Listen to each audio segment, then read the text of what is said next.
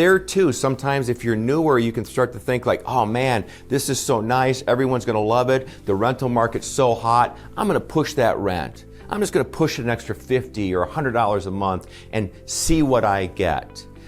Very risky. Why is it risky? Because first of all, think about that. Let's just say you are pushing the rent and you're pushing it by $50, $75, $100 a month higher than what the market might bear because you think that your unit's great and that garage can support all of this. And then the next thing you know, you've gone an extra month and a half, 2 months with a vacancy. So suddenly that 1 month of vacancy chewed up all of your rent increase of $50 or $100 over the standard market price. So be really, really smart, be a bit conservative in setting your rents, because what do you want? You want lots of great people coming to you. It's about the quality of the tenant because that's who's creating the income on the property.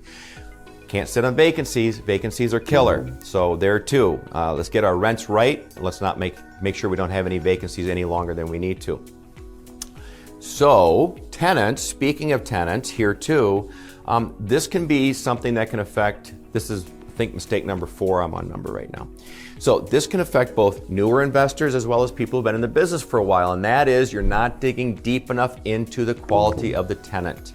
Okay, so guys, when you speak about tenancy, what's really important here is that every state, in fact, many municipalities, have their own rules on tenancy. Landlords, this is a key thing. Obviously, we need to know and understand tenancy in and out and up and down. So for instance, I will always guide people to make sure that they have from our Attorney General's office what's called the Landlord Tenant Handbook. And so in each of your respective markets, make sure you dive in deeply because these laws, these ordinances, and these rules are changing on what landlords can do, who they can rent to, who they cannot rent to. So let's be super clear about that. Make sure you've got yourself covered on that.